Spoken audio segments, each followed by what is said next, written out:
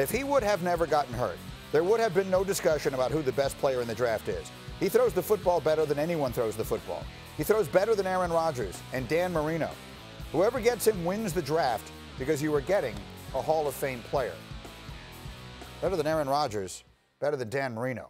Those are very, very big statements. This is all about availability, projected availability and durability. He doesn't need to be sold to anyone. But as far as comparing him to guys like Danny and comparing him to guys like Aaron Rodgers, look, that's always going to be in a subjective argument. Everybody's going to kind of lean in the way that kind of benefits them. But look, Dan Marino was the man. There's no doubt about that. And maybe the best pure thrower of the football I have ever seen in my lifetime. Okay, fair enough. And I would agree with that. But so let's take the sort of part of it, let's take that part of it out, because I feel like it just skews the argument. Once we're comparing him to Dan Marino, we're not really talking anymore about how well he throws the football. So as you evaluate players at this position, which you do every single year, is he demonstrably better than the other guys that we see now and that we've seen in recent years coming out? Is his ability to throw the football that much better?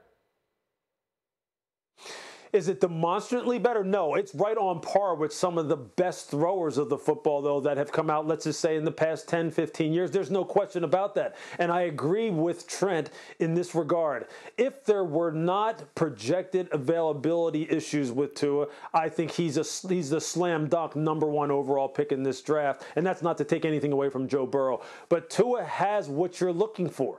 Tua has all the things that would allow him to play at a very high level in most systems in the NFL. And as long as he is surrounded with good talent, he can take you to the promised land. He can do the things you need him to do. But would I say that it's Tua and then everyone else is demonstrably lower than him? No, I would not. But I would say this. He's right up there at the very top. And provided that he stays healthy and he gets the support that he needs, he will give you the return on investment that you're looking for. There's no question about that. That's fair. Do I have Bobby? I have Bobby Carpenter as well. So, Bobby, the comparison I hear people make is to Brees. And I assume that has to, Drew Brees, of course, I'm talking about, and I'm assuming that is relative to the accuracy. Is that a reasonable comparison? As you look for a comparison for him, is that one that makes sense to you?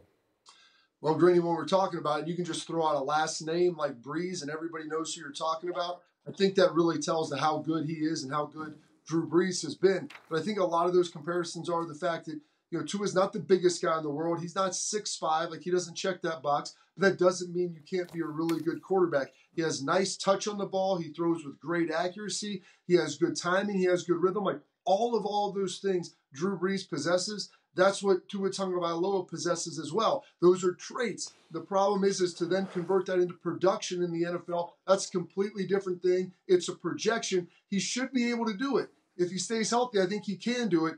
But it's still traits versus production. You may remember, by the way, that Dan Marino was the 6th quarterback picked the year that he came out in 1983. Thank you for watching ESPN on YouTube. For live streaming sports and premium content, subscribe to ESPN+.